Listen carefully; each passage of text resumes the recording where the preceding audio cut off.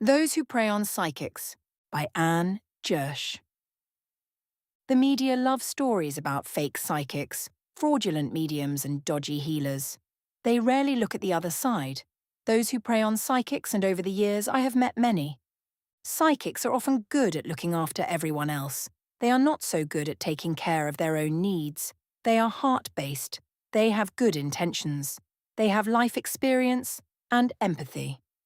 Rarely do you meet a psychic who has had a charmed life, and because they understand suffering, they are aware of the pain of others.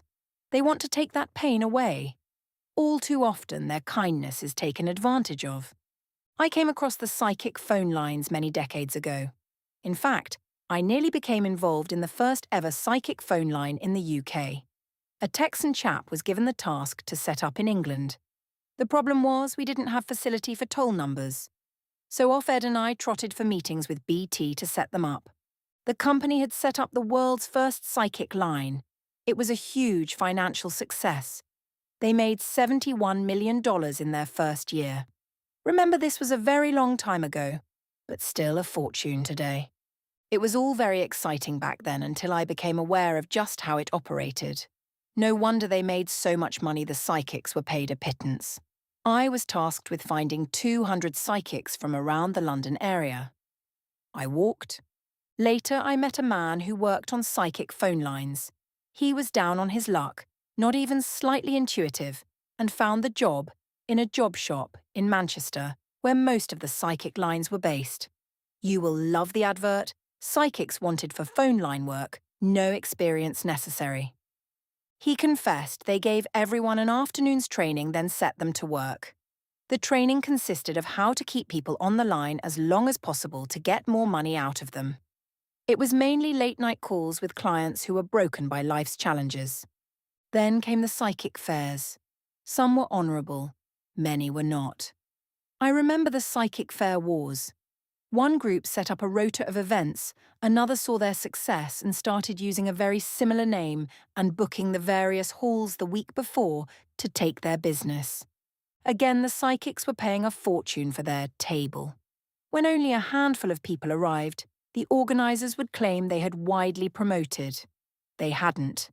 Next came the clinics and psychic shops offering rooms to psychics. I was offered one. It was a clinic in central London.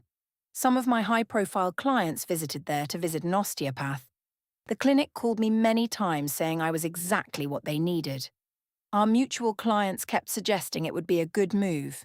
I found out later the owners constantly pressured them into persuading me.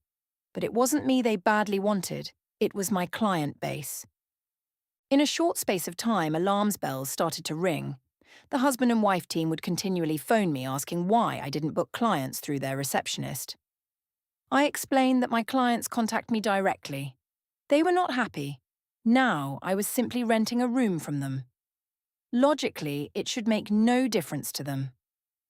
I noticed a number of therapists sitting around in reception complaining they had no clients, yet others with the same skills were packed out. I discovered that the owners would target someone, get them to take out expensive adverts in London newspapers with the clinic's contact details and phone number.